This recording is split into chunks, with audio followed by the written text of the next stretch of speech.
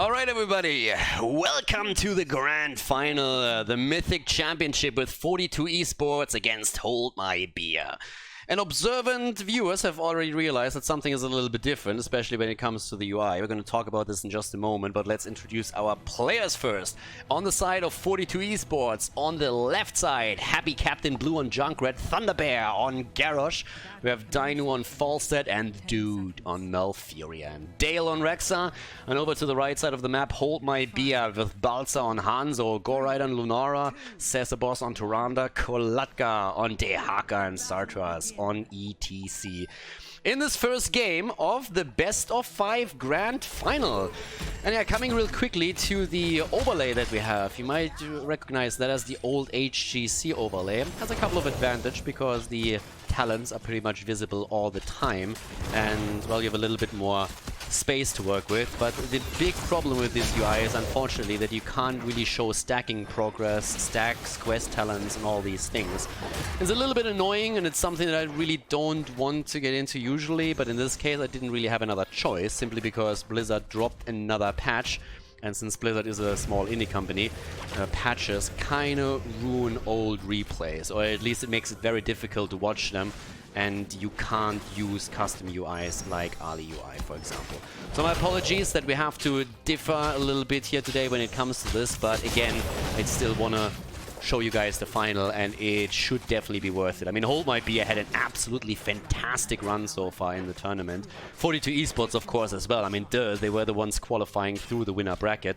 But then Hold My Beer, with a fantastic performance, was able to make a run through the lower bracket and ended up here fighting their opponent in the grand final in this best of 5 series. It was actually a pretty sick setup, and for now, as you can already tell, we have the wingman build for Falstad, so he's going to try and bribe the camps here and focus a little bit more into the lightning rod.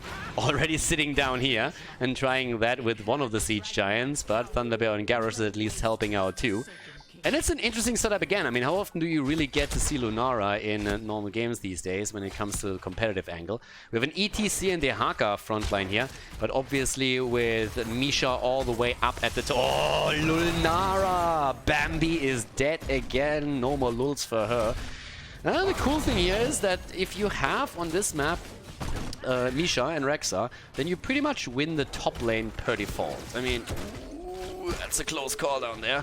Well, those siege giants were stolen away too, but with the help of the camp at the top side, they're actually getting a lot of value here. 42 esports breaking through the front, and the big problem for the Dehaka is going to be, if he loses the fountain here, he has even less sustain.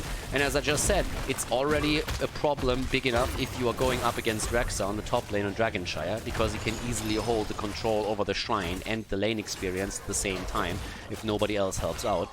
And in this case, the situation for the Dehaka got worse. He lost the wall, he lost the fountain, he doesn't have any lane sustain anymore. His opponent still holds on to both. And now we're having a really good position for the team in blue. 42 esports with a pretty fantastic position here at this point. And yep, with that, we're having now the attempt to go straight for the Dragon Knight at this point. So let's see if that actually works out. Already an attempt at zoning here. Falstad is flying in. Not sure if the global was really needed here, but they're zoning out for Garrosh, and so far they're doing well. And Junkrat with a grenade to the face. Hanzo is dead, that's how we like him. And the Dragon Knight is taken. Great start into the grand final here by 42 esports. Already now looking at a DK that can't really decide where to go. Bot lane, mid lanes, there's a little bit of hesitation happening, but with the 2 kills that they have, and the opportunity to now break through a few more walls, they definitely are about to take a lead here. Interestingly enough, we also have Animal Husbandry taken for Rexa, so we're not seeing the Hunter-Gatherer, which has pretty much established itself in most cases as the priority talent. Since after Rexa became meta, a lot of the teams have started to really figure out how to deal with him a little bit better, how to gank him properly, and take him down there. And what initially was a very common talent for the hero has started to disappear a little bit. So Animal Husbandry is not being played this much anymore these days. But for the time being, it actually gives him the value, so he doesn't have any problems with being ganked just yet, and the top lane has been very safe up to this point right now. So now we're having level 7 on both sides, which gives us also the Splintered Spear for Lunara. Thunderbear on his Garrosh is nearly down, but look at Hanzo. Hanzo's about to fall again. and the bird goes in. The chicken wants to have some fodder there, but doesn't get the quick kill against Balzer. Instead, we're having the rotation in the mid and top lane of Misha and Rexar, and that of course adds additional experience into the hands of 42 Esports. They're already taking the lead by taking the structures, and with level 7 we now also have Boomerang. And that is going to help Falstad to get those stacks for the Wingman a little bit quicker. Burns the lanes down quite nicely, so that extra wave clear is definitely going to help them in the long run. Siphoning Helen's taken also for Lunara here on the level 4. Celestial Attunement for Tyrande. And camp control, again prioritized. But it's especially the blue team that is really focusing on that. And over here, Lunara is the only one, and that's a bit of a problem because the bird is there. And when the bird gets hungry, that pirate is gonna look for a quick kill. But of course, alone won't be able to do too much. Now again, there's another wave pushing into the fort, so that forced an immediate reaction of Dehaka, who was trying to come to the camp to assist a little bit here. But yeah, with this, we're currently having still the little setup down at the bottom of the map with 4 heroes now in play. They could also threaten to take another bruiser camp. It's definitely something they could attempt to do here. Lunara at least took the camp now, so that allows them to put some pressure onto the top lane, and especially Dehaka is now finally in the position where he might be able to push the lane out a little bit. But the shrines are activating again, another 20 seconds, and here comes the push, the throw, and the kill. Hanzo is dead again. Yep, and there comes another big fight in the 4 versus 4 actually. Rexar and Misha are still top lane, but it's a bit of an isolation setup that we're currently having there. Kolatka is also in trouble. Sartos is sitting there too, trying to get away. But all of them just get poked, and up to the top lane. Dale on good old Rexar has all the time in the world to deal with the camp and sends Misha topside to get the shrine itself. And now, with heroic abilities just now popping into the hands of the blue team, have an opportunity to take this second Dragon Knight, and they should actually get this. I mean, right now the interrupts of Tyrande are still a bit of a nuisance, but generally speaking, they definitely have the tools. There's no level 10 on the other side so far, but Hold My Beer is catching up in experience quickly and might have a chance, and they might even get the kill. And they're about to get it. Garrosh goes down. Not even the Mighty Gust that we've seen on the bird has done anything. Gore Rider using one of the minions to get a bit closer. Level 10 are now ready for them, but they can't kill the bird there either. So a bit of a close one there for him. Top side, ETC jumping in with the stage dive. They want to get Rexar, and they just can't get it. Animal Husbandry is still there, but another hero falls at the bottom. Junkrat gets taken out by Hold My Beer. And yeah, they're doing pretty well with this. Actually coming back into that. Honestly, got to compliment them a little bit, considering how tricky it was in the early game when they were starting to fall behind there. But still the control of the top lane, for reasons mentioned earlier. Fountain plus also the Rexar advantage. Dehaka might be a little bit low. Dehaka has a little bit of a death wish here. I mean, he's just checking the bush. I know about a little video with the Dehaka and a face check on the bush there. I can tell you about that another day, but in this case, we actually had Dehaka being the one that is face checking hard, but gets away thanks to ETC, who pushed the target away. But the series is all of a sudden starting to become a little bit more intense, because the red team is not just simply rolling over and accepting defeat or anything here. They're really fighting back, and they're doing well so far. It's still a bit of momentum that we have for 42 Esports, but the kills are coming in slowly and steadily for the red team too.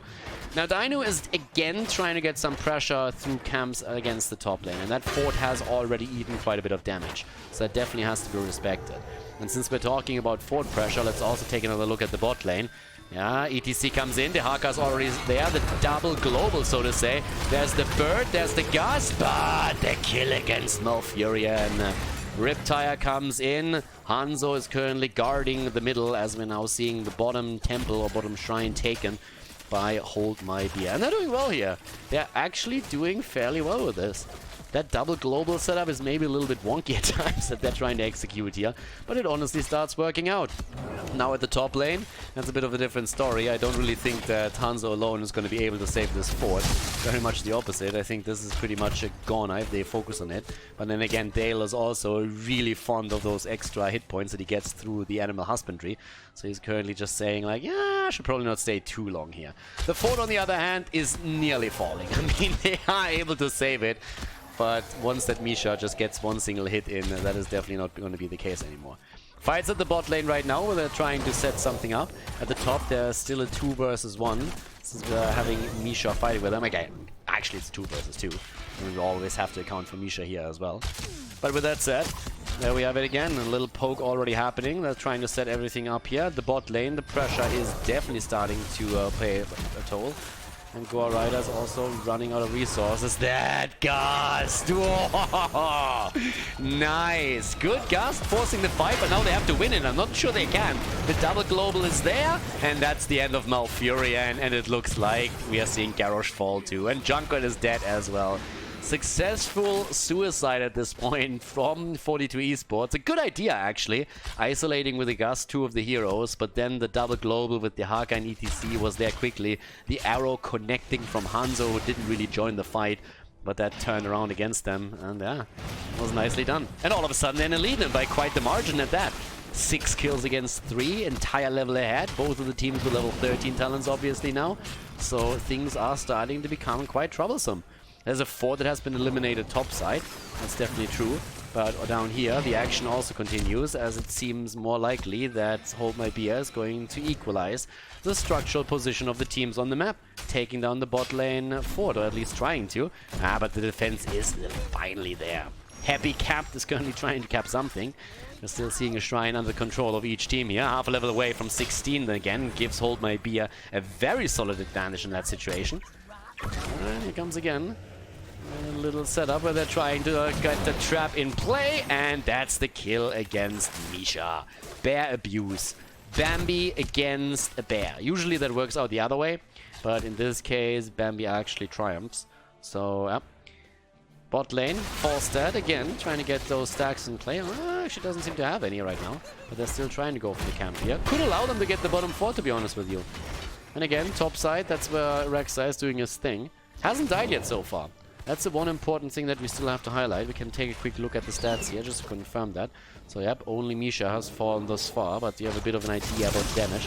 Again, apologies for the trashy UI, obstructing quite a bit with those panels that we have at the bottom.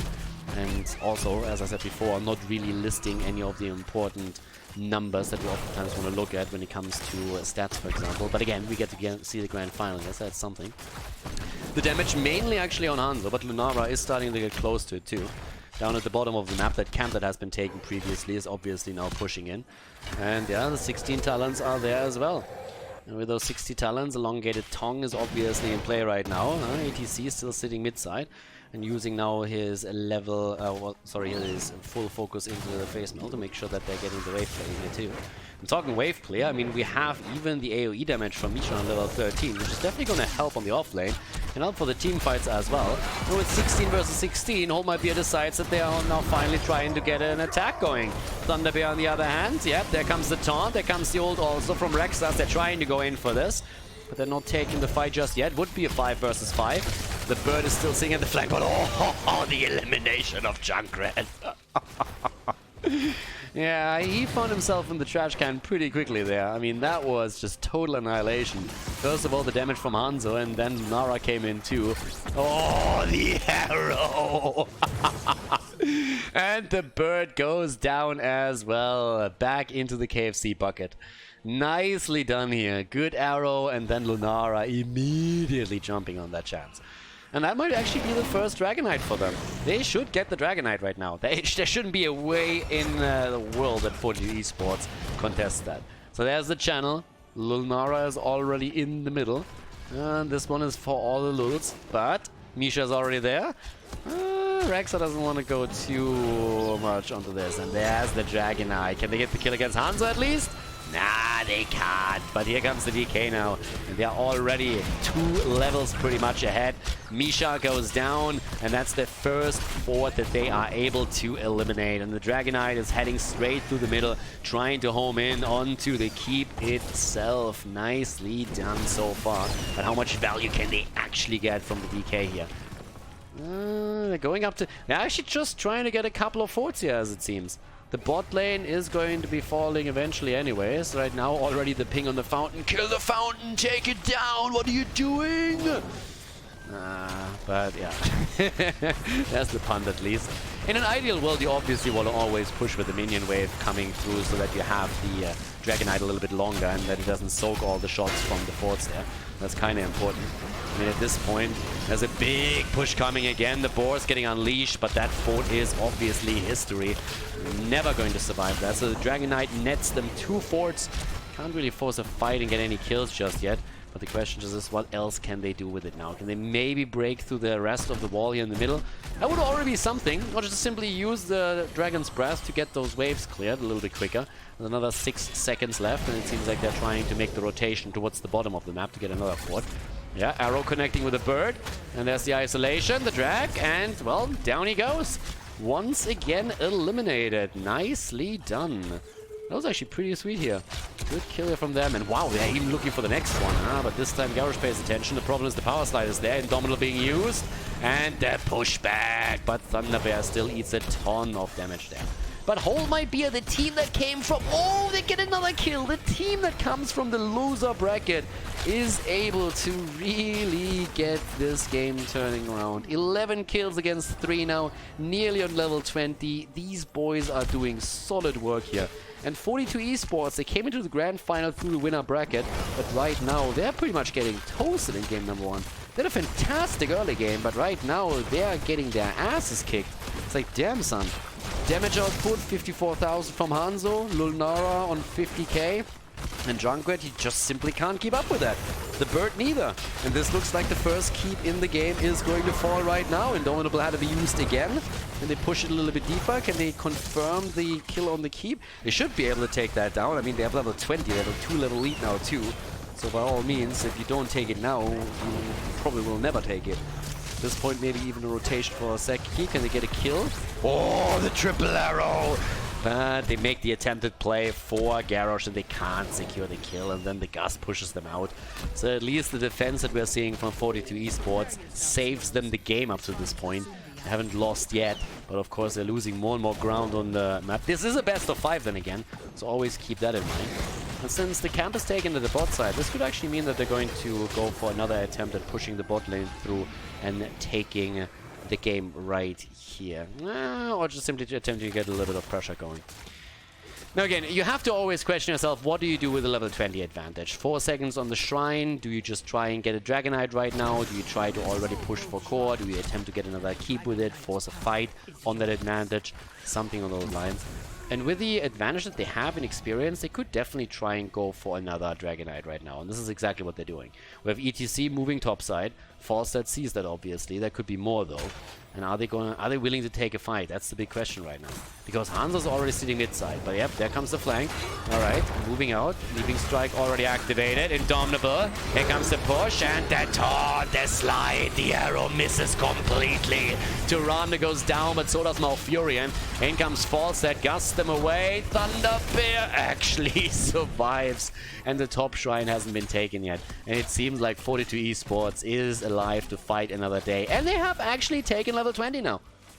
So they have a bit of an advantage. Well, not really advantage, but they've equalized the situation. That's probably more amply named there. This is a problem though. Despite the fact that they were able to stall it out and deny the Dragon Knight, now it's taken after all. Despite the fact that they have 20. So this is a problem at this point. Yeah, this is a real problem right now. The Haka's at the top side. Lulnara nearly dying. Keep in mind, the support is actually dead.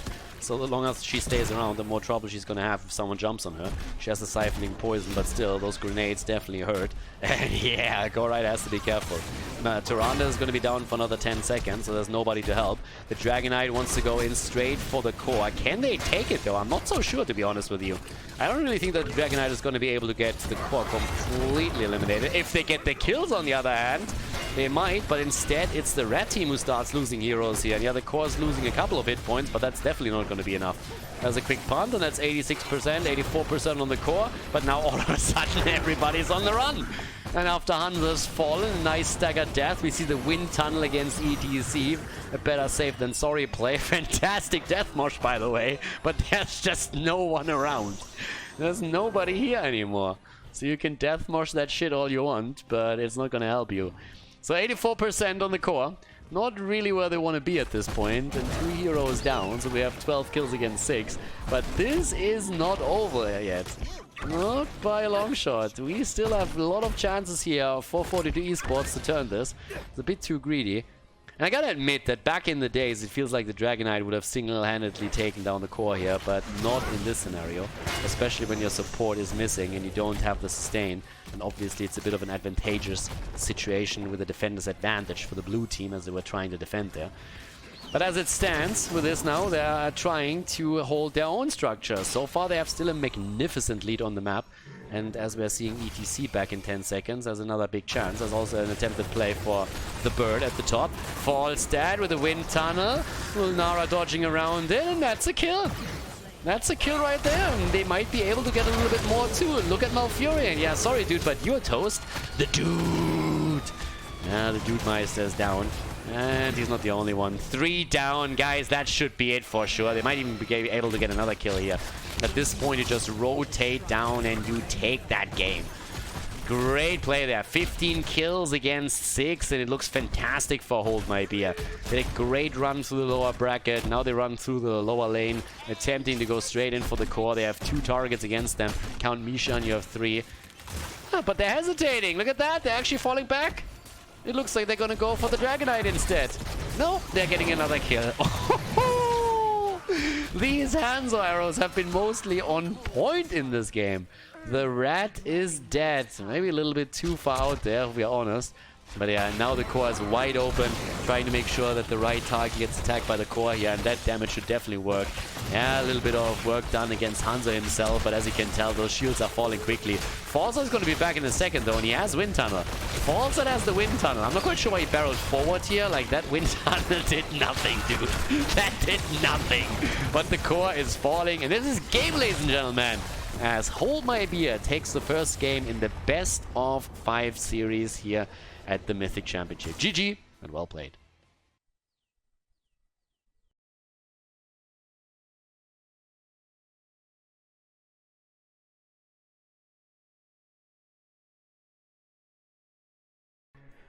Back to business, everybody, with game number 2. We are on Cursed Hollow, and Hold My Beer fans know exactly what's coming right now. They are in the lead, actually. Best of 5, and they have taken the lead. On the left side, 42 Esports. Through the winner bracket, they arrived in the best of 5 grand final with Thunderbear on Johanna, Happy Capped on Jaina in game number 2, Dale on Malthael, the Dude on Anna, and Dainu on Genji. Hold My Beer, on the other hand, with an oldie but goldie strategy for them. Balza on Reyna. We're having Sartuas on the Lost Vikings. Pretty sure that Sylvanas got banned out, because usually when they play the Vikings, they love to play with Sylvanas in the 4-man. Kolatka on ETC, again. Go right on Falstad, and Sasabos on Tyrande. Yeah, it's the Viking strategy of the boys again, and as they usually do, they immediately move into a 4-man lane, trying to make their little play here. So starting to immediately move towards the top lane, which got already guessed out by 42 Esports, so doing well with this one. And I'm a little bit excited for this. I mean, obviously, there's the Genji factor that you shouldn't underestimate when it comes to this. But right now, the situation as it stands is that Hold My Beer puts the pressure on the 42 Esports.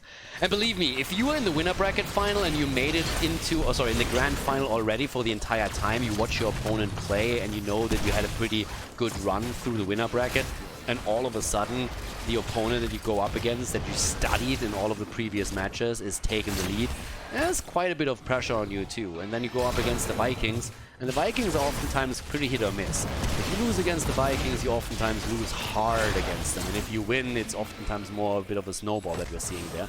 So one bad play in terms of macro and you can actually fall quickly behind, so you have to be cautious here. And there is pressure for 42 Esports. I'm pretty sure that the nerfs were playing a role here as well. But as it stands, we're having by now still our little setup where Malthael is actually starting to rotate around on a Pale Horse on level 1, allows him to get those lanes soaked pretty easily. Obviously, the newest patch, we're now having a 10% movement speed increase across the board, so time will tell how much of an impact that's going to have on the macro aspects of the game and certain heroes. But at least with this one, we're still on the 0.2 patch, so yeah, It's still a bit of the old school guy, the grand final of the Mythic Championship. And both of the teams now eagerly going for their camps. It's a little bit interesting because normally you see earlier on in the game an immediate rotation over to the Siege Giant camps. This is a little bit of a slower progress there, but it's going to be timed with that tribute that's going to spawn bot side. And that is especially going to give an advantage over to the team in blue because it's the top lane where their own Siege Giants are pushing, so far away from the objective itself. And since there's also only Eric set up here, this could become a bit of a problem.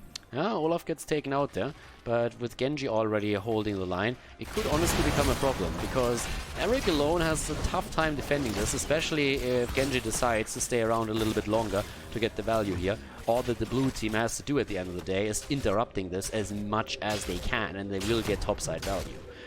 But in the mid lane, another big push coming there as well, so they're going to try and set that up as well. There we have it. Top lane, in the meantime, yeah, that's where the value is had by those Siege Giants. Dino zips away, go right over the Globals, trying to push that out.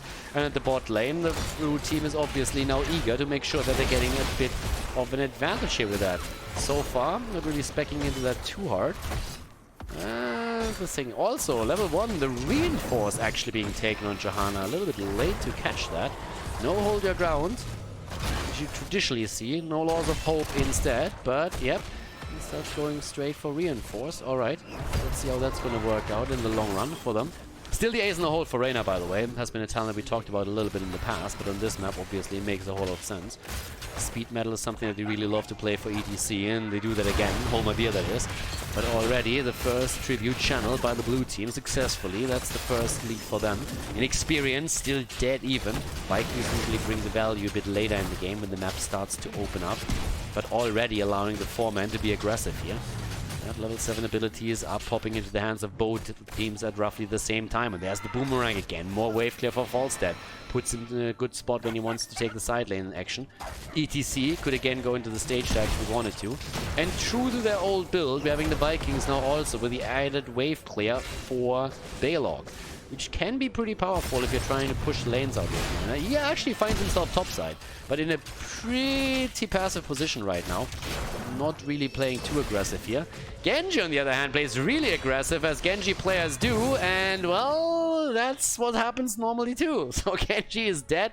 The Boomerang to the face eliminated him, and that triggered an immediate move by Balog at the top lane, who all of a sudden decided that he's a bit safer now and starts to push lane out. Tribute is also on the map, and that is an immediate Olaf rotation with the channel, and they're gonna get this one. So yeah, there is quite a bit of macro advantages now for Hold My Beer. Guys, they are ahead already. This is a best of 5, but if 42 Esports loses 2 maps early on in this series, chances of them getting back into this are starting to look pretty slim. It's quite tough to get a whole reverse sweep set up, no matter who you are. But right now, the Vikings are pushing. We're having Malthael still sitting at the top side here, but Sartor is still paying attention to this and is securing them for now. The 4-man is soon going to be in full order again, as Falstad is moving down to the bot lane. And they're even trying to make the play here for Thunder Bear. Iron Skin is still up. Another tribute is spawning too. Nice attempt here, actually, at the top side. I'm not sure if you caught it on the minimap. Eric was trying to get over to the camp to steal it away, but couldn't because, well, he got zoned out first of all by Malthael, and we also had Genji already active on the camp itself. Now, Go Rider is trying to at least get some additional bot lane pressure through, but look at the experience lead alone. 9.5. Now, if they could stall this out, this would be the dream, but instead they're actually letting it slide. I'm not really a fan of that decision. I really feel they could have interrupted a little bit more reliably, but actually they're doing it right now. The owl could have been soaked by the dude, but nope. There's the interrupt, and they have level 10 right now. Alright, I'll take it back. I think they could have been avoided by 42 Esports. They could have snuck this one in because the rotation was a bit late for Hold My Beer, but they're getting the position either way, and with the level 10, they should now have the advantage. Especially since they also pushed the bot lane now too. But that is going to be the lead in objective, in tributes. 2 versus 1, and also Balog all the way up at the top lane doing his thing now as well. But as expected, the bot lane, that's where most of the action happens because of those Siege Giants that pushed in. But with level 10, we now also have the mosh pit this time. They're not going in any kind of double setup with the stage dive. But the boss is getting attacked, and the problem is that they could even try and make the play for the double boss. Down to the bottom of the map, the Owl has already scouted out that there's an attempt by the opponent to take this one too. But they're a little bit slow on this one, and the bird could even fly in. Yep, Eric sacrifices himself, double checks what's going on. Are they going to make the play? Are they going to fly in? And no, the answer is they won't. So they're most likely not going to be in time, or are they? Boss is about to be taken. Can they still capitalize a little bit on it? Boss top side, getting pushed out. Oh, they're starting into the boss stun, and oh shit. ETC is down, and so is Jimmy. Yeah, you need to play this a little bit differently. Either you rotate one of the heroes down a little bit sooner, or you fly in with Falstad and Gust, or you just abandon the idea completely. But right now they lose out on the tribute, obviously, since they just lost 2 heroes. They at least get the top lane value thanks to Eric and the boss pushing this one through. But this was definitely not the play that you want to make there. So yeah, hold my beer with a bit of a problem. They still get the interrupts, and that's one of the annoying things about Tyrande, that she gets those reliably. Balog down, still a little bit of boss value up here too. But also the defense. And this defense of course a lot better for Hold My Beer, just simply because they had an opportunity to defend the bot lane, whereas on the other side, yeah, we had a couple of heroes still pushing with the boss. So Malthael had to push that out. But down here, they don't even get the food, and instead it's Johanna that falls. Kolatka comes in with the ETC power slide and makes sure that they are ruining the day they approach the setup. Yep, Ford is still there, and we have level 13 talents in their hands now as well. Nicely done. But yeah, so far, cool move by them, and obviously now also the approach of the next fort, and they're gonna get this one too. There's nobody there to defend, and guys, this is getting scarier and scarier by the minute for the blue team. They are now really in trouble, because they are behind experience still, they're losing ground on the map, and this could very well be a curse against them, which with Viking support makes things even worse. Level 13, by the way, the Hunker Burning Olaf, so a little bit more AoE for them here too. And as I said before, if you have Vikings and you can curse your opponent, you're in a great position to take a massive lead in experience, because you can literally soak all 3 lanes quite easily. But the setup isn't there just yet, and right now this is obviously going to be the big fight. The Vikings are still pushing out the side lanes, but there's also a Siege Giant camp to account for, and this is going to be the big fight, because 42 Esports has also 2 tributes. It's not like we're only talking about Hold My Beer. But the level 13 talent is still that slight advantage that the red team holds over their opponent. Vikings still pushing. Eric is sitting down here at the bottom of the map. Don't have spin to win here, so that of course limits his options, but at least Sartras with Balog at the top lane, he can make the plays. As the interrupt attempt again, once more we are starting to move in, the water elemental is there, Kolatka, blessed shield is missing, didn't connect with anything. The Vikings still pushing, there's the Mighty Gust and the Mosh Pit as they're trying to make the play, but where's the damage? It's a little bit too late to the party as they're trying to get the kill against Kolatka, and there is the attempt by Malthael to drop his ult, unsuccessfully I might add, no stack for him for the last right. Up to the top lane, Balog is still pushing. There's the first interrupt. Eric is sitting in the bush as well, trying to do the same thing. Experience is going to be lost here. That's more pressure. Are they going to use the ult? Vikings so far haven't done that. And here's the kill against Tyrande. She goes down. And still, the attempt to get the channel through ETC falls as well. This is looking more and more like Curse. It's going to be a triple kill, isn't it? Yeah, they go for the easy kill against Reyna. At least Eric gets out, at least for the time being. I'm talking a little bit too soon. But we're having top lane, at least the wall broken through. That's important for potential boss play later, but let's not kid ourselves here. This could still be a problem simply because we're having obviously now a curse against Hold My Beer. But they're getting quite a bit of value at the top side still. The problem is this. Yeah, Falstad getting attacked, and now also the Keep immediately getting murdered. That's a problem, because that is going to set 42 Esports up for a really, really comfortable lead. And despite the fact that they're a level behind, they could take the lead in structures, and they're trying desperately to do exactly that. Genji is already jumping out, though. They're trying to get the water elemental. And guys, that Keep is still in play. Balog goes down top side. All right. No ult used by Malthael. Didn't want the stack there. But we still have some XP taken by the Vikings. And that again is huge. The 16 talent is there. They go for the fight. They take Anna and Johanna. Both of them are down. 2 kills. And just look at the keep. It is going to survive this easily, especially with Jimmy coming back now as well. Having on level 60 now the large and in charge. Fantastic talent to participate in team fights too. There's another camp that has been taken. And when all things are said and done, there's still more than a level lead in experience for Hold My Beer at the end of this curse.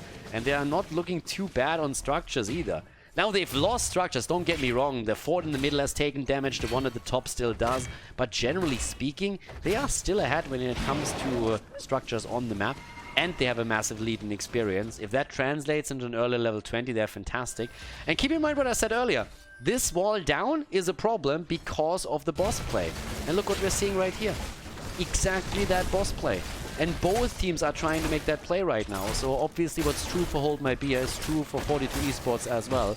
You have only the keep at the bottom and it's nearly done. This could honestly be a bit of a core race too. They could try and make that happen, but instead they're rotating bot side. We're having Olaf at the top, trying to make sure that the boss is not going to take too much damage there. They still have to defend a little bit. Here in the middle there was at least an attempt to go for the fort, but there's obviously the camp.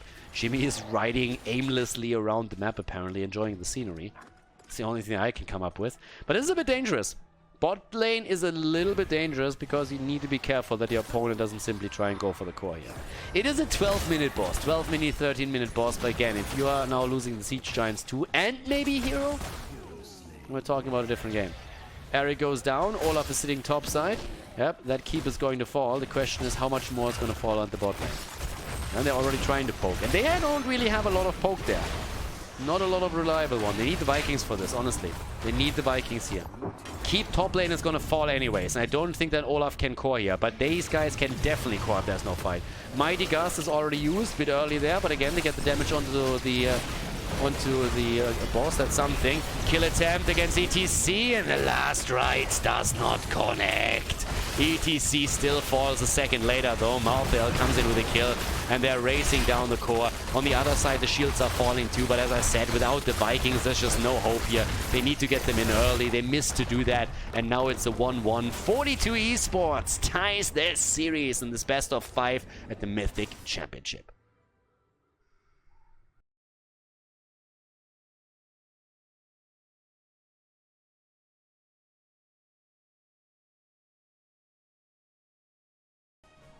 Game number 3, everybody! 42 Esports, they tied the series and we find ourselves in this best of 5 on Battlefield of Eternity as the 3rd map. 42 Esports on the left side with Dino and Genji again. The dude for the second time. And I know this comp from somewhere, I've seen this before. We have Thunderbear on Johanna, Happy Capped on Hanzo, and Dale on Thrall. Going straight into the Egg of Elements, no third hero there. So, yeah. Kolatka on the right side of the map for Hold My Beer. We're having Gore Rider on Vala, Kolatka on ETC, Balsa on Liming, Satuas on Mirrodin, and Cesabos on Karazim. So yeah, time to shine.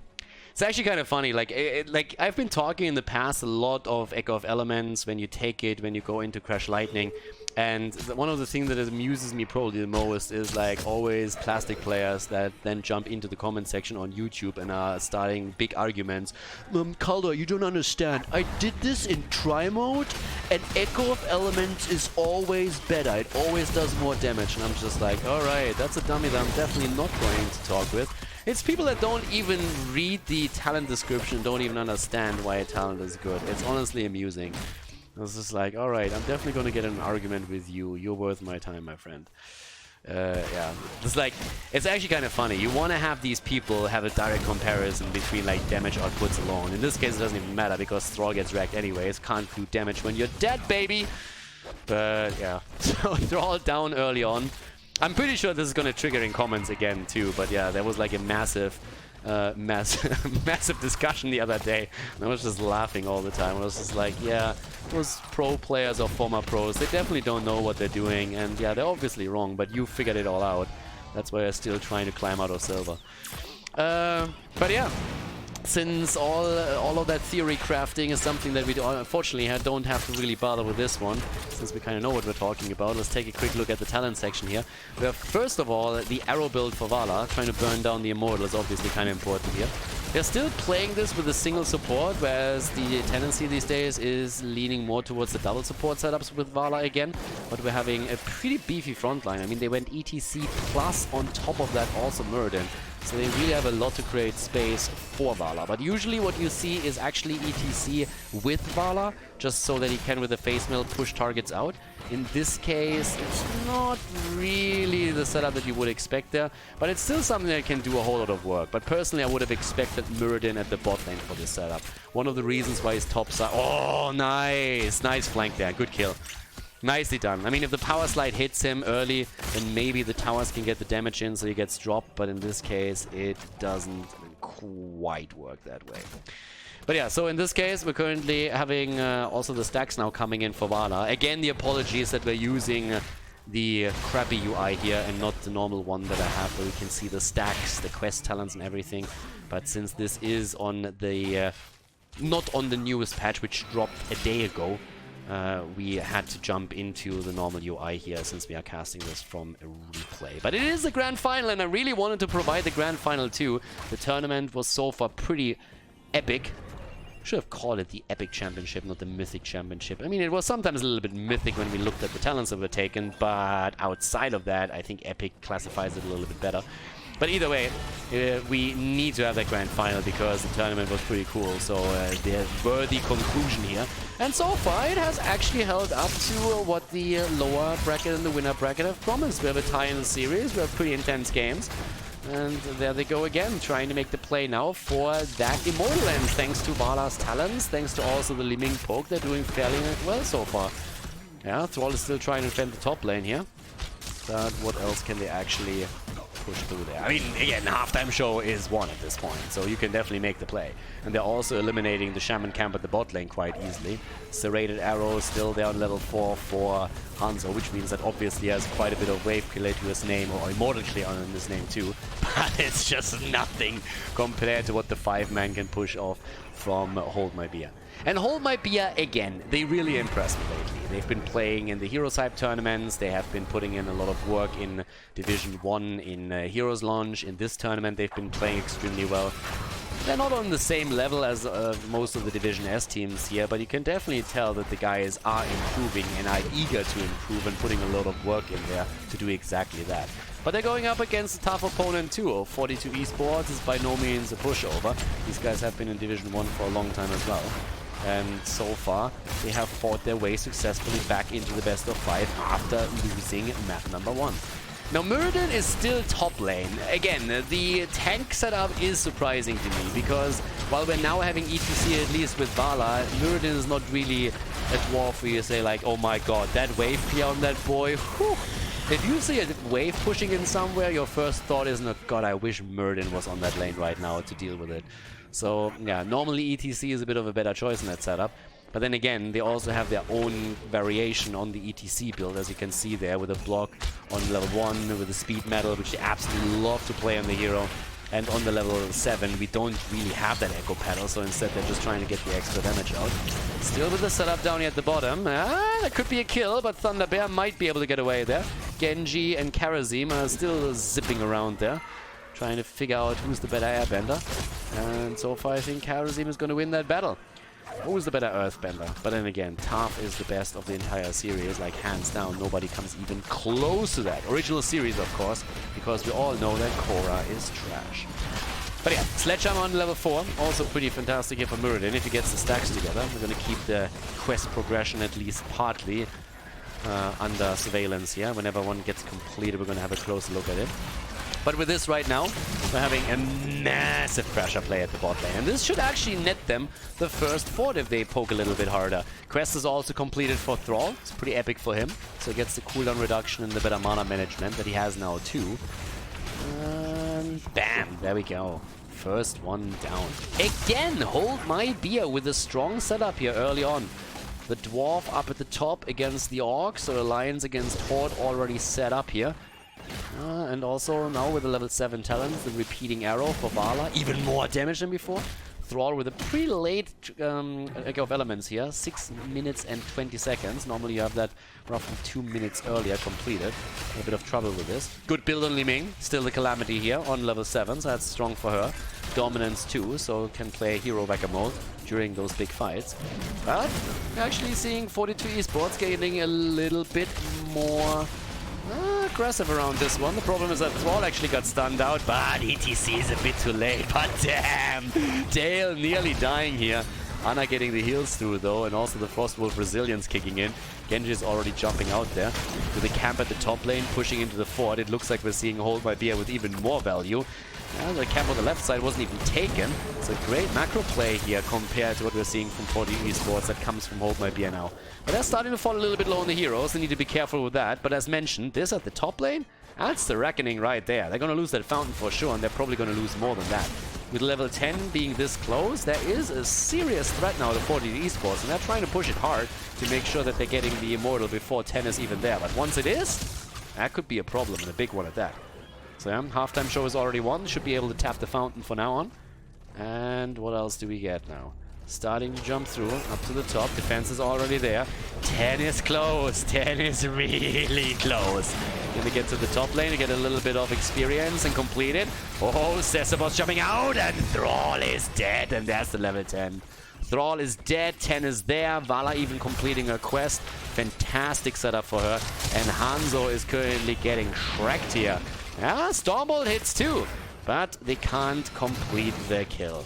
Instead, the mosh pit, but nicely done. Johanna, she was always a bit of a prude, like she doesn't really want to go dancing or partying, and she doesn't even drink alcohol, I think.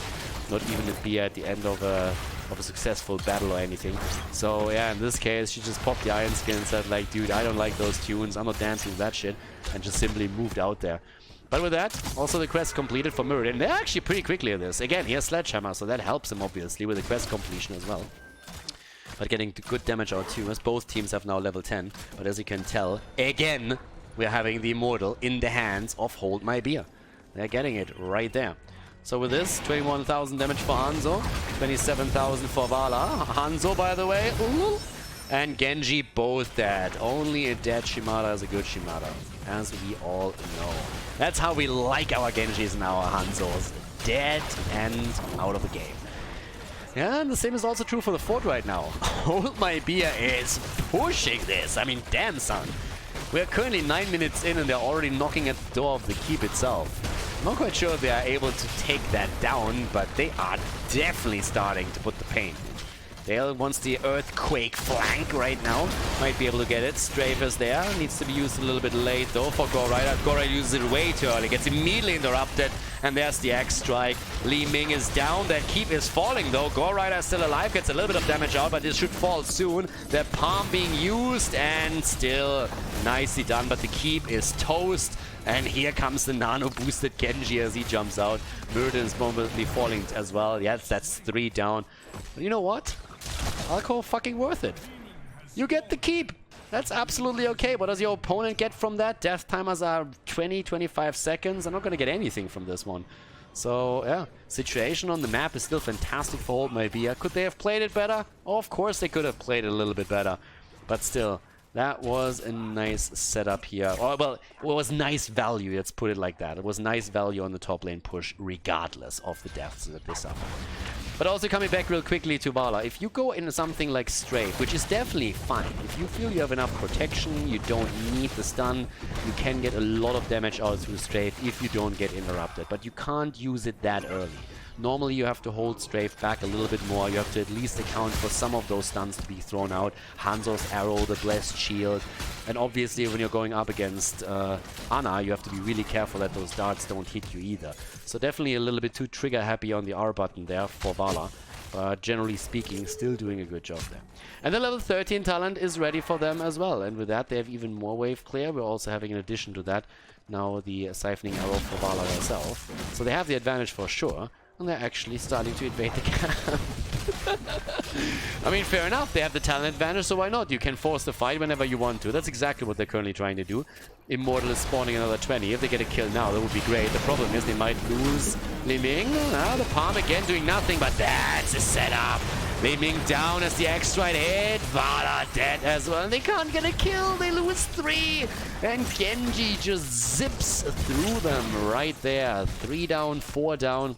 And Karazim, the only survivor, again moving back and saying like, well, that did not quite go the way we expected this. Now we have 8 kills against 4. And yeah, you might be ahead by a keep, but you haven't won the game yet. So you need to be a little bit careful with that. The palm maybe got thrown out a little bit too soon there, so they couldn't get anything out of this. Might have been also a little bit snappier with the damage a bit earlier, so that they could get the kill after the mosh pit connected. They're losing the halftime show for free. I mean, that was to be expected. Only question is, can they now fight for this thing still? Dale actually, that was a great setup. Good old from Li Ming there too to push him back. Nice kill, well connected, and now a 5 versus 4 for Hold My Beer. And guys, there's another problem that we're having for 42 Esports. That's the triple catapult at the top lane. Triple? Double? It's a triple, baby, yeah. So they need to deal with that too. And Ana, I mean, I'm sorry, girl, but you're not gonna make it out of this one. Ana down, and the same is true for Jojo. Yeah, those storm bolts, they connect. And not sure what to tell you, Li Ming is down, and this arrow is still flying today. And in the meantime, Gorrider is saying, you know what? Screw all that shit, I'm gonna take the Immortal boys. I'm gonna get some value here. That's exactly what's happening, because Gorrider is getting these easy peasy right now. And that means that another big push to the bot lane is imminent. And with the level advantage that they had, it could even lead into level 16. And if they get that level 16, whew, then we're talking party time. Because, well, for Valla, either Manticore or Frost Shot, both of them would be great. Muradin, obviously, either with a jump, can go into stone form if you're lacking survivability. Then again, they're rocking a double front line anyway, so that shouldn't be a problem either. But this one could eliminate the second keep. And that's a threat. Yeah, ETC is sitting at the side, has the mosh pit up. If he gets a good slide through, that would be a problem. They're still dancing around here. Alright, Hanzo doesn't have the arrow up for another 10 seconds. That's already important. Thrall the entire time with the poke, and there's the mosh and the kill. Delayed kill, but they still get it. The kill is there, the palm triggered. Nicely done, and Jojo is dead too. Yeah, that was a little bit closer than expected, but they still get it. And Li Ming wants the resets right now, comes in with the ult every single time, and that she gets the reset there. And is sitting at 40,000 damage, and we have Valla at 45, but yeah, they're absolutely dropping the points now. And with both of the keeps down, I mean, Genji has been fighting it out with ETC a little bit, but of course it's kind of time to go for the core at this point. And it looks like Hold My Beer is getting the lead again! Again they are ahead! 2-1 lead in the best of 5 here at the grand final for Hold My Beer against 42 Esports. 1 game away from winning it all. GG, and well played.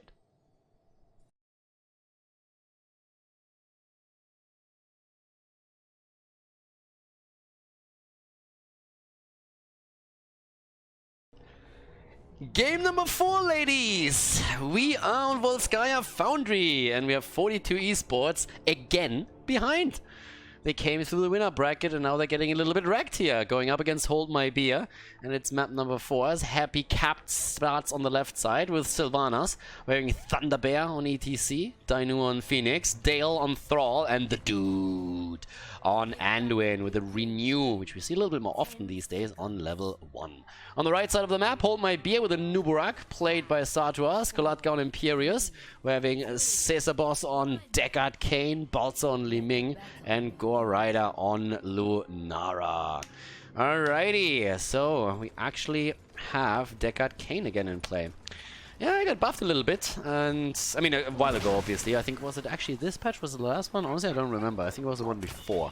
Has seen a little bit play occasionally, but it's still a hero that doesn't really get as much playtime as others. And we have Crash Lightning. Awesome. Liking it. It's definitely going to be a bit interesting though, because, well, with Thrall you want to be with Crash Lightning usually in the 4-man. This map is a bit of an exception at times.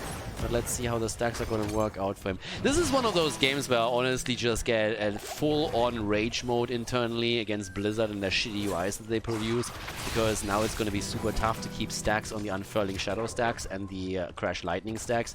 This is like a prime example why you just don't make UIs like this, or you at least have to update them. And the times that I've heard that Blizzard wants to update this UI, at least 3 years now. Still waiting, by the way. But yeah, small indie companies. So we're gonna probably check it every now and then on the big tab, which unfortunately overlaps the entire screen. But I'm going to try at least at the 10 or 15 minute mark to give you guys a bit of an idea. So yeah. Unfortunately, as I said before, we can't use our normal user interface for this one since it is a little bit outdated. The patch has dropped earlier today and made those replays pretty much, I don't want to say useless, but pretty hard to watch with normal settings. So therefore the little compromise here to at least bring you guys the grand final. So again, apologies for that, but a compromise had to be made. And at least we're getting the finals here. But as it stands, we're going to keep our eye on Thrall. And right now, I don't really think that he's going to get too many stacks together here. This is like the little conundrum that you have with Crash Lightning. If you can complete the quest, it's fantastic at the damage output. You will never be anywhere nearly close with Echo of Elements than a Thrall that has a completed Crash Lightning. Of course, the downside is that you're missing one stack, and well, it helps you a little bit if you have a completed Echo of Elements with the Frostwolf Resilience and some other tools there too. And again, Crash Lightning hinges and you trying to complete it in a reasonable time frame. Also, the prioritization of the bounce going from hero to hero is insane if you just want to poke in big team fights, because you're guaranteed to get max value out of it. But as you can see here, Dale has a lot of troubles really connecting the stacks here and the chain lightning in the first place, because everybody on the red team is starting to actually move apart a little bit whenever Thrall approaches, and that's exactly how you have to play this. It's exactly how you have to do that. So it's a pretty cool setup that they are currently running here. Also, a bit of barbs now being used on level 4, so a little bit of a slow setup. We're having again the same build for Lulnara as we had in the earlier game. And Thrall actually with the mana tide on level 4. So despite the fact that we're having him going up against this setup now with Imperius and Nubarak, we don't see the Wolf Pack, which is oftentimes being used here. Instead, the focus into the mana tide, which is traditional talent still to be taken with the Crash Lightning. Still a couple of extra dagger talents coming through. Would still expect Happy Cap to go into the wave on level 7 and trying to get those stacks up a little bit quicker. Finally, also a few stacks coming together for Thrall, so he at least gets that done. Camps at the top lane for the two of them, but apparently Hold My Beer is eager to finish what they started and make this a 3-1 victory. Fighting heavily for that position. They have obviously also the added item now with a healing beacon here, which gives them the additional sustain. And yeah, they're eager to make this a 3-1. At this point, 42 Esports, of course, already under pressure again. Should be used to it by now in this series. They were facing that situation already a few times. Ah, there's the stacks. Alright, Dale is starting to get the numbers in. That's definitely starting to help a little bit. The longer that fight lasts, the better for him. The more stacks he's going to get, the better the late game for them is going to be. As long as he doesn't get killed here. And they have to be careful. I mean, let's face it, if you look at all the setup and all the CC that exists for Hold My Beer, it is dangerous to go up against them. You have the stuns from Nubarak, as we see right here. You have the potential follow-up from Imperius, and then also Deckard Kane the entire time with the seal. In this case, didn't quite work out against Phoenix, but they came close. And there it is also, the festering wounds taken as expected. Some more stacks coming in. Ah, the setup! And Anduin with a save. One of the coolest things here. Anduin coming in with the trade. Thunder Bear, ooh, a little bit low, but gets out. And this is the setup that we've been talking about. The stun into the lockdown, and whoo-hoo! 3 down. Quick triple kill, and there it is. The Protector in play. Additionally, we want to get a little bit of damage done in the middle and then rotate towards the top. With 3 heroes down on the blue team side, there shouldn't really be anything that they can do to stop that. On the other hand, then again, Balsa is in trouble and goes down. Solo kill. Phoenix against Li Ming. That is a little bit concerning, by the way. That Punisher is wasting way too much time in the middle. So again, as I explained in the past in other videos, normally the whole reason why you're not trying to take down the fort in the middle of the map is because you want to make sure that you eliminate the fountain at the top lane. The reason for it is that it gives you an advantage fighting over objective number 2, since you still will have sustain on the lane and your opponent doesn't. Good kill against Deckard K now too. Ganged up on the old man here. Be proud of yourself, boys. Be proud of yourself. You killed the old guy with a cane. Unbelievable. Someone should report that to the care police. But yeah, so instead they focus into the mid lane. And again, they got the fort, so don't get me wrong, they got some value out of this, but they will now face their opponent in a pretty even situation on the top lane. Normally what you're trying to do is you move in, you destroy maybe the wall, then you move topside, and you make sure that you destroy the wall and the fountain. If you then can go for the fort itself, you definitely do it, but normally you won't be able to take that, but it gives you a huge lead on objective number 2. And in this case, they just did not go for that. Kolatka is a little bit low. Oh, gets a double connect here. Yeah, nearly survived there too, but Thrall came then in with another connect that is able to get the kill in. But at least the turret got dropped. And they stole the camp away, so we at least have to put that in perspective. They stole that away, but there's a counter kill too as Sylvanas falls, so we have 4 kills against 3 now. Level 10 abilities already on both sides. But with that camp taken away, we now have a situation where they still have a bit of an item lead. Look over to the damage on Thrall, and he's still sitting on 12,000. Again, stacks matter highly here. 15,000 for Sylvanas at this point, 18,000 for Lunara. As we don't really have a lot of action here, well, maybe I should be a bit careful. Let's look at the stacks for just a moment. So there we have already Unfurling Shadows on 68. Thrall is sitting on 14, so not really as much as he wants now with the stacking process for him.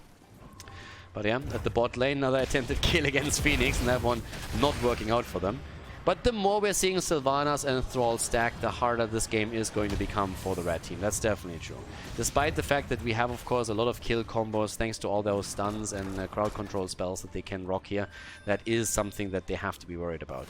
Again, the Leaping Strike for Lunara. We already saw it in the previous game on, I think it was Strange, I believe. But yeah, same build that we've seen previously with the Splintered Spear now also level 7 for the added AoE. So we're gonna have that.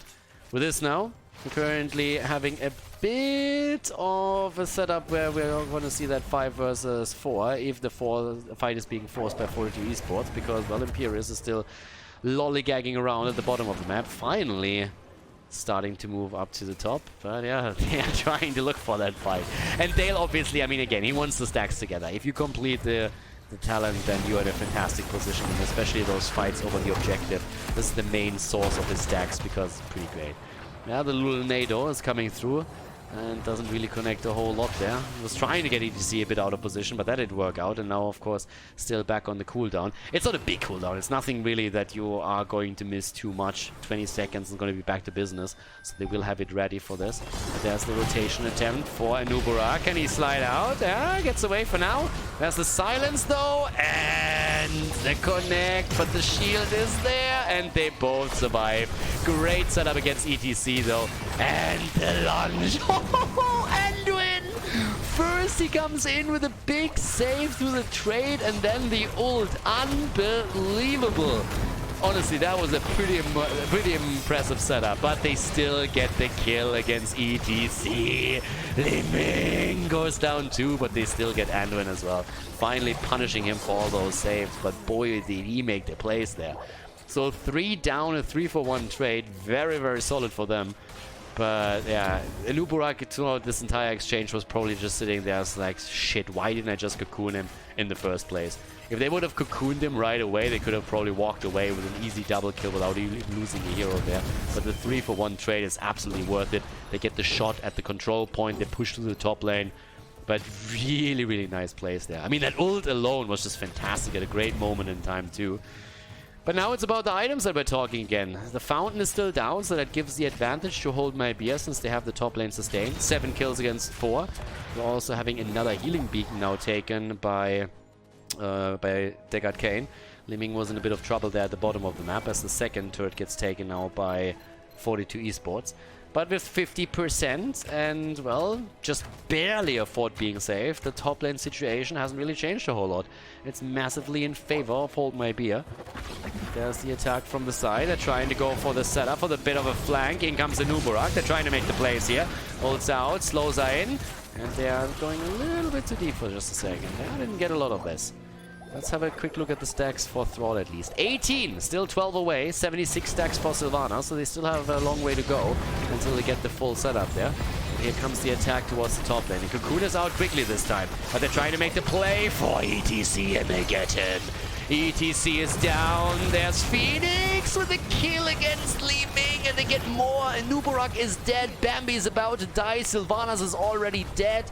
And in comes Phoenix, and it's just dropping them like it's hot. Takes down Imperius, wants to get the kill against Deckard Cain too. This time not successful, but they're at least for now holding the position. 99% against 4, but they hold the point. Half a level away now from level 16 for Hold My Beer, but they have 3 heroes down for a bit longer. So definitely a problem here right now. The extra damage that you get through the slows that we have on the side, especially of course with an Earthquake from Thrall, are pretty solid for Phoenix, and his ult did solid work there. I mean, not only did he get a kill, but also he started dropping heroes like a Nubarak incredibly low, so that the follow-up kill was easily possible for them. But the fight isn't over yet, by no means. And 16, if that drops into the hands of Hold My Beer before they have to engage into the fight, I mean, even better. And they're trying to get that experience right now, with Lunara already making a little place there. Also, that rotation down there is a bit of a problem. They might be late to the party. And yeah, they already fall back. I think they're going to give this one up. They don't want to fight into the 16. I don't really blame them, to be honest. So yeah, look good for a moment, but they're still losing out on this. But it's a tough decision to be made, to be honest. And Thunderbear might be a little bit too far out, but Anduin is there for the saves. But as I said, it's a tough decision to make when you just won a team fight and then you have a situation like this. And there comes the Wrath and Anduin again. Honestly, Anduin is just a little shitter.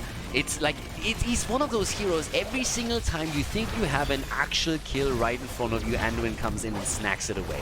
It's literally the guy that will hold a strawberry cake in front of you and you just want to bite into it, and that's the moment when he just pulls it away. It's honestly annoying. This is why everybody hates Anduin. This is why everybody hates that little fucker. For very, very good reason. So now we have, again, the top wall at least opened up. Obviously going to try and do a little bit more. If they can prepare the bot lane for the next objective, they would be pretty good as well. Just taking out the fountain would already be a win. Take down the fountain and you are in a great spot. There's the epicenter again in the newest patch, has been slightly nerfed. So the cooldown reduction is a bit limited. But right now, epicenter, at least in this final, is still fantastic. And Thrall still with a thunderstorm on level 16 now, with his Echo of Elements, which is still not completed, by the way. Still has not a completed Echo of Elements. Where's the next Chain Lightning? There's one, gets the bounce, and now we're sitting at 24. 24 stacks for Thrall, getting closer, ladies, and 99 for Sylvanas. Well, there's the attack against Nubarak, and well, Noob got rocked. He's down, trying to go for ETC here with the Wrath. Always ETC, and always Anduin, every single time. I mean, look at this setup. They've dropped Wrath, they come in with a Tornado, and then Anduin comes in and doesn't even have to use an ult to go for the save. It's honestly crazy. Like, that guy is just making their plays here. But let's look at the damage a little bit. We have 33,000 now for Thrall, 39,000 for Phoenix. Thrall is starting to really climb the ranks in the damage output thanks to his level 1 talent that is slowly getting stacked here. Once that he's able to get it completely stacked and he gets the additional bounces, as you can see, the prioritization, it's honestly going to be pretty nuts. The damage increase is pretty fantastic, and then just the guarantee that you're going to hit the heroes here is increasing your damage output by so much. And you're pretty much the hero that is trying to just set everything up for the rest. You're poking the opponent down as much as you can, and then others come in and try and get the kills. And that's obviously true also with Phoenix. The slow that you get through the thunderstorm on level 16 is another added advantage if you don't rely on Earthquake for those slows. There's a lot to that. And well, still that lead. 9 kills against 8. This is a cool series. Seriously, that grand final so far has been all over the place. The lead for Hold My Beer, 42 Esports fighting back. Then again, Hold My Beer with the lead. And now fighting for that victory in the grand final, for the title, for the championship. And the big question, can they pull it off? Can they take down 42 Esports and make this a 3-1 victory? And they've been doing really, really good work around the objective. The one point of concern for me is really that the scaling into the late game is really strong for 42 Esports, especially around Thrall and Sylvanas, if those get their stacks together. And that's something where they are now using Sylvanas to just break through that bottom wall to take that fountain down. The same concept, try and eliminate that little fallback option for your opponent. Zip! Anduin is in again. They need that cocoon when they want to make these plays. Yeah, here we go though. There's the cocoon, this time on Phoenix. Can they get the kill? Thrall and Anduin again! Gets interrupted immediately in the Frostwolf Brazilians, plus the healer keep Dale alive. Li Ming instead goes down. Lunara goes down. And they might lose Imperius too, and yes, they do. Oh my god. What looked like a fantastic fight here all of a sudden turns against Hold My Beer, and they lose 3. I honestly don't understand why he just keeps cocooning the front line and doesn't simply cocoon Anduin when they go into these fights. It's really weird. It's something that I just don't understand. Anduin is the one that just destroys the plays here the entire time. The ult, as brief as it was interrupted immediately by Li Ming. But it still did what it was supposed to do. It saved Thrall. And now they took down the bottom fort. They have taken the lead in experience. 11 kills against 9, and they're looking good. They're looking fantastic right now. 42 esports, they're actually starting to look better and better at this point. They will have the earlier level 20, and things are starting to look a bit grim for Hold My Beer. The last, I want to say 5 minutes, they really struggled to win the team fights. So now all of a sudden we have level 20 abilities there. They need to wait for Imperius to be back, which is going to be the case in a second. They should get level 20 just in time to fight for the remaining one. But Anduin now also has the Desperate Prayer, which is kind of interesting. Glyph of Faith is something that I normally see on 20 a lot more, and the way that he's been using it so far would have been fantastic for him too, but instead we're having the Desperate Prayer here for him. 20 versus 20 right now. Quick look at the stacks again. 29. Thrall is going to complete the talent right now, and then the poke is going to be insane. He's a bit late to the party though, with 17 minutes in. Again, in the early game, he really struggled to get that together. But there it is. And now he is going to get insane damage out. That late game is tricky for Hold My Beer. Thrall can just easy peasy rely on the prioritization of the bounces at this point, and it's going to be great for him. They go for Imperius. They get the kill right there. And that should be the end of this Protector. That might be the first objective that's actually won by them. Yep, Lunara gets also slowly poked into the ground. Yeah, Happy Cap is capping again. Thrall can just easily poke and poke and poke and poke. Just has to be a bit careful. That combo with Lunara and Li Ming is still dangerous. But there it is. The Protector already taken. Let's have a quick look also at the damage output. 50,000, 45,000, 43,000. Phoenix, Thrall and Sylvana still fighting over this one, as Lunara has taken the top damage in the game with a 59k that she brings to the table. But we go for the keep. Can't blame them here either. The poke still continues. Thrall is getting his damage in, and it's time to go to the party. At this point, they want to see if they can even get the game, obviously. I mean, especially since you're disabling the structures with Sylvanas, that might be a chance. 10 seconds until Imperius is back, and they're trying to go for it. There's the poke already happening. They're trying to burn down the Punishers, the Protectors, as quickly as they can. Might just have enough for that. Cocoon is still there, hasn't been used yet.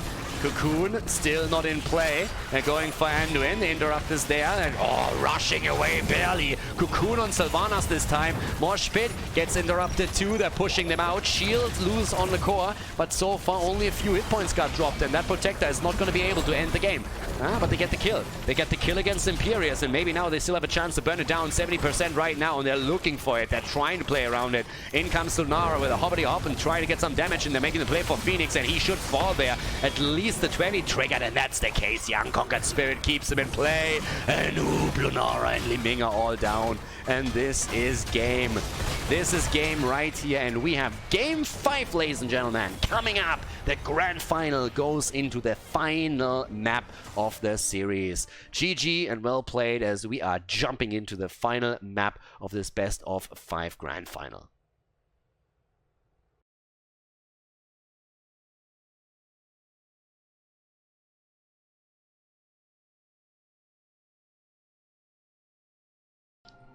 Game number 5, everybody! We're going the full distance here. The Mythic Championship Grand Final.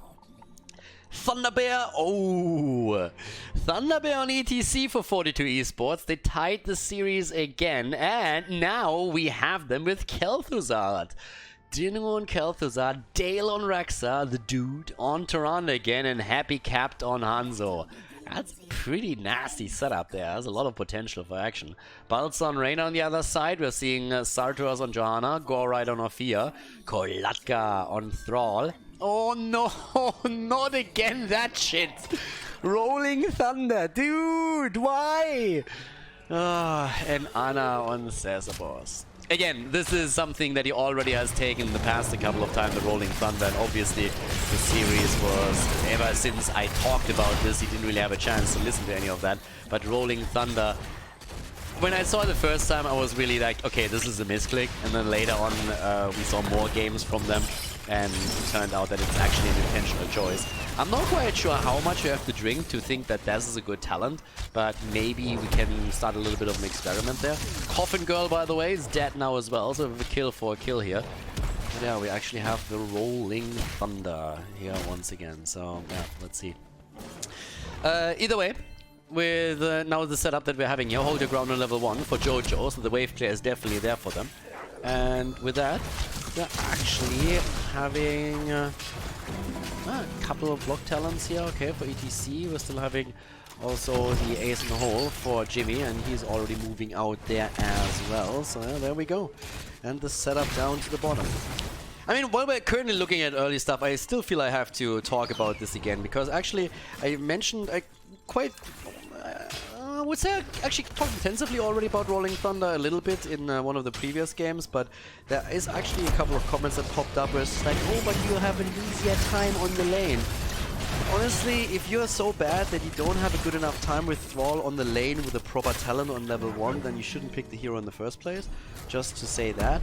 So this is really a talent that doesn't give you anything in the late game, and the early game is something where with Thrall you should have a good time there either way. If you have so much trouble that you need to go into a shitty talent on level 1 just to have a successful laning phase, then you need to call for ganks for your team, or you need to learn a different hero. It's really the talent that gives you the least out of all the talents that you get when you get there. Echo of Elements on most of the maps is the standard. It helps you with the Frostwolf resilience. It's great with the synergy for the Thunderstorm later on in the game, and you have a continuous poke against your opponent. You can also even sometimes work with different level 7 talents if you're a mechanical god, even though Ancestral Wrath is usually the weapon of choice. Then when you go into Crash Lightning, for example, on certain maps you can get super quickly stacked and can therefore get massive damage output, and that is a problem there. That's a quick double kill. So Thrall and Reyna are both dead. But just to come back on that choice, Rolling Thunder is just a shitty talent, and it just basically screams, hey, I'm bad at solo laning with my hero. I don't want to be too mean on him. Again, this is also not a pro level play or anything, but you just have a talent that is a total waste, because later on in the game you're not going to get any value. And the early game, that's something where you have better options as well. So not even in the early game would I say it's really great. And especially on a lane on a map like this, it's pretty much not really worth it, because those rotations from your allies can be down there really quickly, helping you out a little bit with that.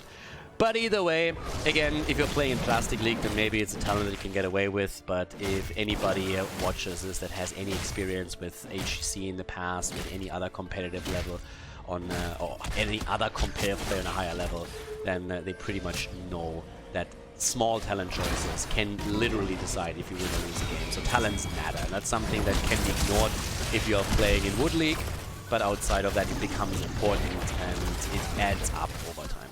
But either way, that's enough about that. Let's go a little bit more in the rest of the setup here. We have Hunter Gatherer taken on level 4. I talked a bit about Animal Husbandry for Exa earlier, but especially with, of course, the globe focus that you oftentimes see for talents on this map, it's super easy to get that completed, and that's fantastic. It's one of the reasons also why you can get a lot of value out of Kel'Thuzad as well, because any kind of globe talent that he has can immediately get stacked there with good rotations.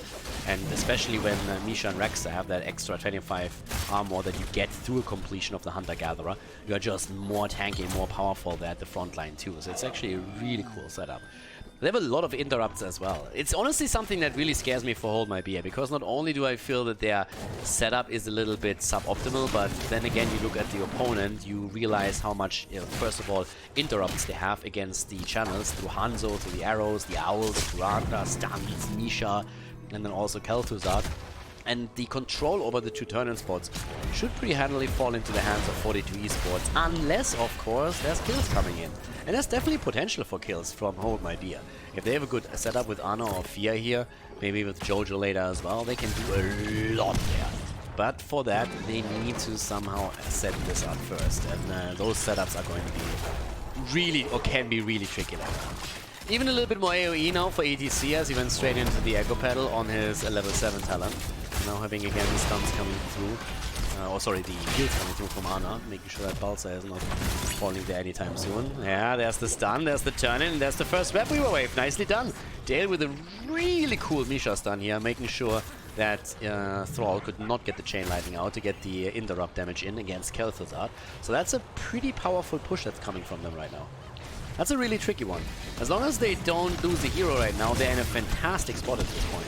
They can really do a lot, but Happy Cap is low, and Dude is also eating a lot of damage there. Web Weaver is pretty much alone in the mid lane on the other hand, and especially with Khaldor, you can now push this pretty easily. So let's see what exactly this is going to pan off. There's a rotation from Johanna into the middle to deal with that. Down at the bottom of the map, they're still having Thrall holding his own, at least for now. But up to the top lane, that's where the action is currently happening. And there's the potential kill even against Reyna. He survives, fight or flight making it possible for him. But that's a really good setup right now, of course, for 40 Esports. Early Web Weaver, and they break through the wall, they take down the fountain, and they even put the damage onto the fort. Highly unlikely that they're going to get the complete kill again. Well, then again, looking at it, they might be able to burn through it. Johanna is really late on that rotation towards the top. Nearly the kill against Reyna, but Hansa had to jump out. Okay, big slows coming in from Jojo. Nicely done there. And the fort is alive for the time. Down at the bottom, not really a whole lot of damage done. In the middle, slightly different picture. Wall and tower have both been broken through. But we still have 85 gems for the red team. And this is really the point where you are trying to get towards level 10. And interestingly enough, Homabia is actually a little bit ahead, because they split Johanna in the middle and kept Thrall at the bot lane. But now they need to try and capitalize on that level 10. And the question is, can they do that? Because it's only a small frame that they have. Good interrupt against Jojo, that was important. 45 gems, that's all that they need here. And again, Misha is there. And this is exactly what I talked about earlier. That insane interrupt potential that they have from those guys. With all the heroes that they're running here. And again, good damage against Orphea. And that should be the end of her. That's 12 gems down the drain if they don't get recovered. Kolatka with the ult tries to go in. And the Eye of Horus, the kill against ETC. Nice. They get the kill set up here. Again, the interrupt attempt. And the arrow hits everything but Johanna. Like, seriously, this was like harder not to hit her than actually connecting at least one of them. So yeah, everything just flies straight around her. So now the Web Weaver wave is in, despite the fact that with all those interrupts it should have been possible for them to delay it a little bit further. But as it stands, we now have with heroic abilities a lot of crazy combos. Obviously the mosh pit, if it at any point connects, would be a fantastic setup for Khaldor himself. And it's Fissure there. Also, Feast taken. The Eternal Feast for Orphea. Coffin Girl is going to try and make plays with that. And they can set that up. Maybe with also the Sundering pushing everybody in the corner would be great. But right now, Old Mythic is fighting back. They've taken the lead in this series twice. If they win now, then they take the championship. And Thrall is sitting in the bot lane, completely unmolested. Nobody gives a shit about Thrall right now. I'm not quite sure why, but he is completely alone there. Nobody whatsoever wants to have anything to do with him.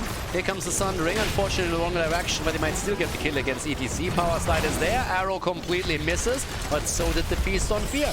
The Eternal Feast, sorry. And like too many feasts, there's no Diablo in this game. There might be a couple of Diablo characters, but there is no Diablo in this at least. But yeah, for now, the Web Weavers at the bot lane are still there. Someone really has to start dealing with the bot lane. Like, it's completely abandoned throughout all of this, and all of a sudden Hold My BS ahead again. And you can't underestimate them. They've proven in this series, not only in this series, in this entire tournament, they've proven how strong they can be. And in this series alone, they've taken the lead now twice. So yeah, need to be careful with this. Also, as we're talking about Thrall's build, we actually see him now with a Maelstrom weapon right there. Again, Ancestral Wrath gives you sustainability, gives you a little bit of a burst damage. Normally, one of the problems that you have with this is if you really want to get value out of that talent, you have to go really toe-to-toe with your opponent and go straight in for the overtime.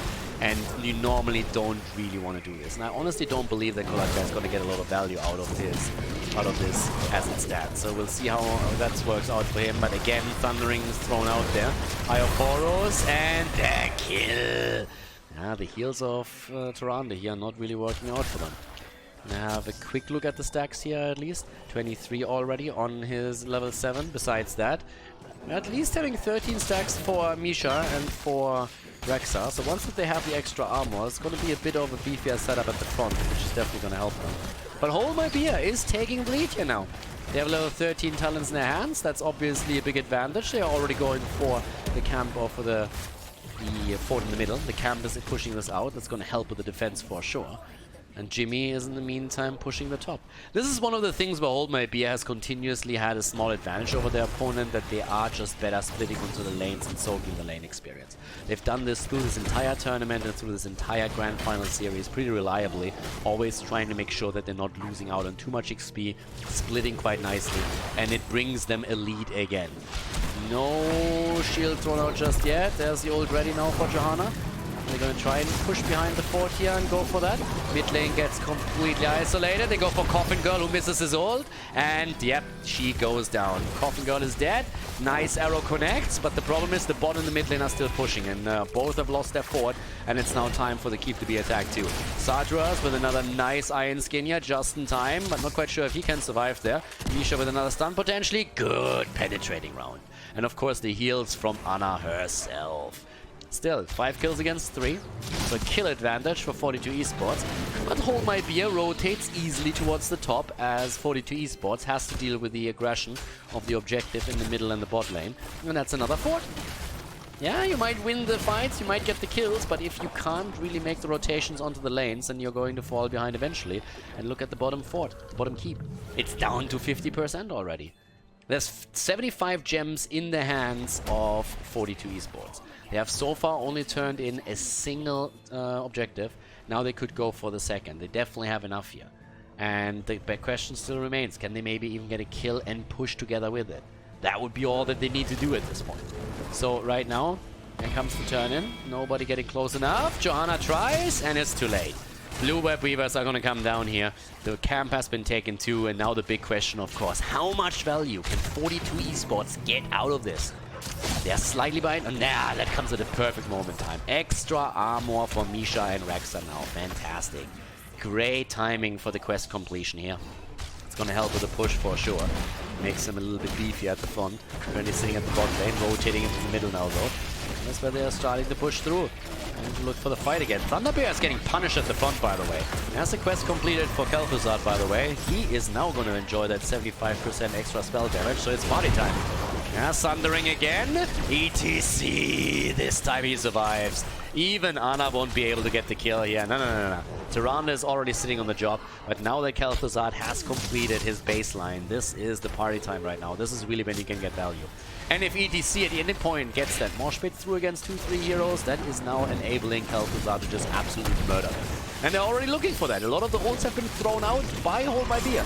There's the setup, and Thrall is... Oh! is actually alive! Oh, even without the Ancestral Wrath, Kolatka actually surviving this. They just can't get the damage on point the way they want. But at least they get the value through the Web Weaver at the bottom of the map. The fort is down. There's also another one that they're attacking topside, or at least trying to. Uh-oh. Khaldor. Oh, the damage! And he goes down! Yeah, got flanked too hard. If you're alone like this and you get flanked by 2-3 heroes, then you're immediately toast. He's not really known for having a big hit point pool or anything. Level 16 talents, Thrall continuing with a bit of synergy with the level 7 talent that he took. The Tempest Fury there taken now. And very alternative build that we have from Thrall. Yeah, but still, big fight here, or big push at the bot lane. So after the fort has fallen, that wave has done a lot of work and actually breaks through the entire wall. Khaldor is back, of course, thanks to the level 4 talent. But they can definitely try and make the play now, since Ophia is already visible at the bot lane. There's a chance for them to make the play right now. Pushing him out of the ult was maybe not the best choice there. A bit of miscommunication, but Thrall goes down again. No Ancestral Wrath on level 7, and that definitely didn't really help his case there. Trying to make the play for maybe even a second kill, but it's a turret that they're really interested in, and that should be a completed one. They are currently 5 short of making that happen. Actually, my bad. They are currently 39 short of making it happen. And that's exactly the amount that we have for ETC. When ETC can get that, and they're actually looking for the boss too. They're trying to get both. Yeah, Thrall is dead for 20 seconds. What are you gonna do?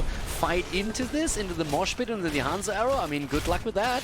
And they're gonna try and make that play. All right, it is throw pit time. Can they actually play it off? That's at least the fear. Okay, they're going in for that. Here comes the arrow. They're trying to make the play against Reyna. And the guys, like the red team, should not be able to win this. It's a 5 versus 4. And Jojo is dead. That's Jeb's lost. And they are asking for pain. And 42 Esports is happy to deliver it. Now the Web Weavers on the bot lane, in the middle. The boss is coming in. And they are in a world of trouble at this point. They just went in the 4 versus 5 against this setup, lost Jojo, lost the gems, and now there is just massive pressure on the top lane. Middle is gonna lose the 4, that's a given. Bot lane could lose the keep too. This is a disaster right now for Hold My Beer. This is honestly the worst case scenario for them at this point. They are trying to defend the top lane, but there's just absolutely no way. You might lose the game here too. If there's a couple of heroes falling, if Go Rider or Nofia now falls, that would be an absolute nightmare for them. Barely getting out. Shadow waltzing his way out of there. The keep is already gone. The mid lane and bot lane now get attacked too. Thrall needs to be careful with this. Yeah, and there comes the push. They're trying to make the play now. Keep at the bottom of the map is also going to fall. I mean, just look at it. That should fall there as well. At least the catapults that they have everywhere are now helping with defense. Ana gets hit as well. Ult comes through. Nice. Good damage. But not enough to net them a kill. And yeah, that keep at the bot lane is now eliminated. 7 kills against 4, and that little play, that all of a sudden brought 42 Esports not only back into the game, I mean far from it, they actually have a significant lead now. 2 keeps down, Hold My Beer down to a single fort, and there's another turn-in. That's not going to be complete, don't get me wrong, but they're getting rid of all the gems that they've been holding. Have to still account for the fact that Hold My Beer is currently holding 74 gems. But there's a leading experience right now. Even the core got nearly scratched a little bit, or at least the shields did. But yeah, this is the 5th game. This is for all the marbles, boys and girls. This is the one that you need to win. And we've seen some crazy comebacks from both of them. We've seen pretty much a core race attempt too. So Hold My Beer, they still have a slight leading experience. If they can get the turn in, they might be able to turn this around again. But right now, from a structural perspective, they're behind. And they have to deal with the siege giants and the catapults at the bot lane now. Turn in attempt by them, interrupt attempt. And there it is, the turn-in. Red Web Weaver wave, but look at the minimap. Top lane, bot lane, both significantly pushed back. Those Web Weavers are not going to do jack shit. Level 20 then again might change things. If you are able to get a kill through a Storm Talon advantage, then you might be able to make a play here. But yeah, those 2 Web Weavers, they're not going to do anything. They're not going to do a thing. It's all about the middle right now. This is where they're trying to push. This is where they're going to try and push. But that damage from Khaldor the entire time. I mean, 38,000 for him. Hanzo on 63k. Jimmy is sitting at 54,000. And starting to get some extra value, of course. Ana, the only one on their side that hasn't died, by the way. Turan and Hanzo haven't fallen yet either. On the side of 42 Esports. But that's the setup right here right now. And the Web Weaver is down. And guys, down at the bottom of the map, not only did those siege giants make sure that the Web Weaver didn't do anything, but at this point, there's catapults and siege giants already going for the core. They have to fall back right now. That's exactly what Reyna is doing. Not getting interrupted by the owl. Hedwig is flying straight to Hogwarts, delivering those important letters. But the core is actually losing some hit points. Yes, down to 98%. Not really a disaster or anything, but it's already signifying a little bit how this is currently looking. 20 versus 20 at this point now as well. And that makes things even more dangerous. Jimmy, of course, has a bit more damage. Having, again, by the way, the Radiating Faith taken here on level 20, so no indestructible. There's the turn in. Again, they're getting rid of all the gems that they have. They're playing it safe. Even if they lose a fight, they're not going to lose any there. But they're still 25 shy of having another turn in. And there's that fight, that 20 versus 20 fight. And time is working in favor of 42 Esports. Oh, big boy stunts coming out here from Misha. Nicely done. But the longer those fights and skirmishes now last, the more value those 2 lanes without the keep are getting. Arrow against Sophia, Coffin Girl in trouble, and Coffin Girl kills Khaldor. Still dying though, and Thrall completes the quest, but there's the mosh pit. Where's the damage on the other hand? Yeah, Khaldor is dead. So that's a problem, and they have to slide out for now. That was a bit of an unfortunate setup. There could have been a much quicker kill against Sophia. Wouldn't have gotten any value there, but as it stands, 8 kills against 6, and they are still going ham here. Bot lane keeps pushing, top lane keeps pushing. Guys, game number 5, and it's a 4 versus 4 right now. At this point, they're looking again for any opportunity to get a kill. Both of the teams just want to get that quick kill here, and especially when we're talking about Hold My Beer, they kind of need Ophia for this. I mean, again, it's Reyna that brings in the most damage, but at the same time, that quick snap damage on point after a good stun combo and lockdown, that's definitely where Ophia comes into play. And the shields get continuously attacked here. And the map belongs right now to 42 Esports, but we've seen these games change and switch in seconds throughout this entire tournament, and this could be another example of that. And again, the push all the way up top. Pings are already there. Boss is obviously important right now. You want to have vision over your opponent. Owls keep flying. Tyrande sending them out. And now Kel'Thuzad is back, and they're already pinging the boss. As long as there's vision on the opponent, you know what's coming. And they already have vision on everybody here. That is a big commitment to this. Like, they let that boss slide. I'm not quite sure what Hold My Beer is doing here. They can't just send everybody down to the bot lane. And what the hell? They send everyone down. ETC just has to sit there together with Misha. They just have to push them back, and they take the boss for free. They get a freebie there. What just happened? Hold My Beer with a bad call there. And now they're on the back foot already. Instead of sending one hero down, send everybody down, but they try to get the kill against Kel'Thuzad, and they get it. Kel'Thuzad goes down, the setup with a Sun Ring, with a Condemn from Johanna, and then the quick kill right there. 5 versus 4 now, and what looked like a game-deciding move might actually be defended. They're actually gonna defend this. This should have been game. This should have been game right there. But now with that one kill, they are able to defend the boss, and the core didn't even get scratched. This game. 42 Esports. Yeah, they get interrupted again. Don't stagger those deaths now. Hold My Beer, they gain some momentum. They have 55 gems that they can turn in now. It's not enough for another Web Weaver wave, but they're getting closer. The problem is the catapults are getting closer too, closer to the core, and that's true for the top and for the bot lane. Both of them are pushing in for this, so they need to defend again. And those catapults, they're starting to hurt. We're 22 minutes into the game. That's Winion time. That's Winion time right there. And by now, the blue team has enough gems to get a full turn in. They have enough gems right now. There's the interrupt. Yep, Eye of Horus is already getting snapped in. Both of the teams now with the camp taken too. And, well, there's the attempt now to get that turning completed. They have the gems. They need to set both of them in. Hanzo and ETC both have to turn in here. Are they going to try and sneak it? Are they going to try and take the fight? Keep in mind, again, the longer the skirmish lasts, the better for the blue team. The lanes are still pushing against Hold My Beer. And as we just saw, those catapults, they start to hurt a lot. So right now, turn-in attempts again on both sides. 29 gems already turned in, and Hold My Beer is getting closer to a turn-in of their own too. Now Misha gets attacked again there. And take a quick look also at the damage output on both sides. 81,000 for Hanzo. 67,000 there too. They're starting to move in again. They're trying to get the kill. And Hanzo jumps away. The mosh pit, the arrow, and the kill. Thrall is down. They want to go for more, and they should be able to get more. The catapults are starting to home in on the core as well. The bot lane is getting pushed aggressively, and there's already the turn-in attempt of Hanzo. Misha goes down though, but they try to get the kill against Reyna. They can't quite get it, but Hanzo has turned in. ETC is the only one who still is missing it, and again Kel'Thuzad is dead. He's getting murdered here. The next thing that's getting murdered though is that core, and that's a triple catapult already going straight for it. And yep, those shields are falling, and they're falling quickly. Yeah, you're a little bit far out, dude, but he wants to get the damage in. The problem is the core is falling down to 75% right now, and who's getting back? It is Orphea. Coffin Girl is back just as we are in 71% there. Turn-in attempt. Both sides have enough gems right now. It's all about the turn-in at this point. 24 minutes into the game. Game number 5. The final map. The Owl connects. The slow is there. The bullseye. And there's the setup for Reyna. He turns around and tries to deliver the pain, and he hurts. He really brings it with those auto attacks. 82,000 damage by him, nearly more than Hanzo, but he's far out there, and here comes the kill command. They're trying to lock them down. Already the iron skill being used. Blessed shield and the kill against Hanzo. Hanzo gets wrecked. And that's maybe the chance for Hold My Beer to come back into this game. At this point, Where's the boss at? 1:25. Yep, Web Weavers are going to be descending. Can't wait for a boss. Have to make the play now. Lanes are pushing, and they're going to look for the mid lane. Again, they're going to try and push us out. Or are they?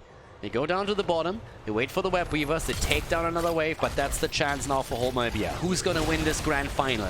42 Esports or Hold My Beer? Hold My Beer moves through the bottom, moves through the middle. They have the Web Weavers at the top, and they are going to delay this push at least a little bit, but eventually the catapults will win the fight. But as long as they can buy some time for themselves, that's half the battle right now. They're starting to move back in. Sandra's already at the front, looking for the setup. Has the Blessed Shield back up in another 8 seconds. Needs to wait a little bit longer for this. They're starting to make the play here. They need that keep at least. They want more. They want to go for the core. Hanzo isn't back yet, but as soon as he is, he has the arrow. Kill command comes in again. Raxa with the ult. They're setting themselves up. They're going for the keep. Top lane pushing still. Bot lane, same picture. And here's the arrow, and it misses completely. Doesn't hit anything. That keep, on the other hand, still in play. But for how much longer? Keep is actually not falling. They can't get it. The keep at the bottom of the map, on the other hand, that one's gonna fall any second. They get one keep. Do they get the second? They just need one more hit, 2 more hits maybe, and there it is. Double keep down. All of a sudden, this game is absolutely open again. For so long, 42 Esports had 2 keeps down of the opponent, and now it's a completely different story. They move towards the boss is up, and they're attacking it immediately. Okay. In full plane vision of this wall, by the way. So they're trying to burn the boss down. Here comes the play. ETC's moving in. It's throw pip time. They just fought their way back into this. Is the boss going to be taken? Can they steal it away? ETC waits. Sundering. And he blinks in. Mosh pit time. Here's the ult from Afia. Can they get the kill? Yes, ETC is down. But so is Johanna. The boss is taken. But both of the frontliners are toast. The damage is still there, though. The damage numbers are still there. Mid lane pushing, bot lane pushing, catapults spawning everywhere. They're trying to make the play now for Hanzo. Hanzo getting pushed away from penetrating round. Happy Cap moving away. They're trying to poke against the boss, and all of a sudden with 10 kills against 10, 26, 27 minutes into the game, Hold My Beer, they have an opportunity. They were on the defense for so long. 2 of their keeps were down, but right now they have a chance to maybe end this game and win it all. They're about to take down the final keep of 42 Esports. The attack against Raider though, nearly dropping him. Misha again with the jump, goes in for the stun, doesn't connect it. Boss down to 40% HP, and Reyna is dead. Reyna is dead. Kel'Thuzad with a kill, and they let the boss be for now. They want to go for a fear, but Coffin Girl is alive again. Hanzo can't get the kill, and they move back to defend the core. Not a single keep in play anymore for 42 Esports, and this grand final is exactly what we needed. It's a worthy finish for the tournament. It is a worthy finish for this series. 71% against 89, 11 kills against 10. Look at the gems. 42 Esports has a turn-in. They have a turn-in, but they have nothing else left on the map. Hold My Beer at least has a keep in the middle. And obviously Reyna is dead. This is the opportunity, and they're going for the kill! But they can't drop off here. Go Rider alive again. Misha gets wrecked, but the turn-in, Dale gets it. They get the Web Weavers 28 minutes into this game, and they have another objective that is going to push through that map. 71% against 89, and Reyna is back to business. Jimmy is back in play right now. He's nearly crossing the 100,000 damage mark. Same that we're seeing here for Hanzo. Kel'Thuzad on 82,000 damage. Guys, it's getting insane. It is getting insane here. Only the supports, they haven't died yet at all. Mid lane getting attacked. They want to drop their final keep here, and they're about to do exactly that. Can they drop a hero? That's the question.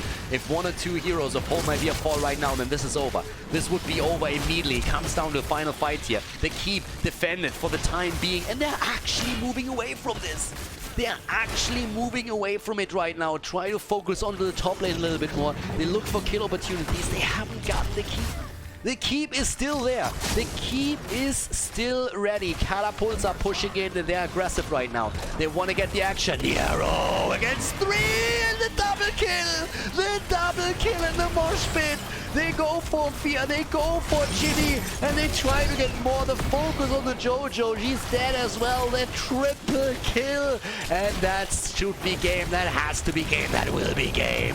They get the kill against Thrall as well, and this is in 42 Esports with a big victory against Hold My Beer on the final map of this best of 5 series at the Mythic Championship. GG and well played, and what an insane finish for an amazing tournament and an amazing series.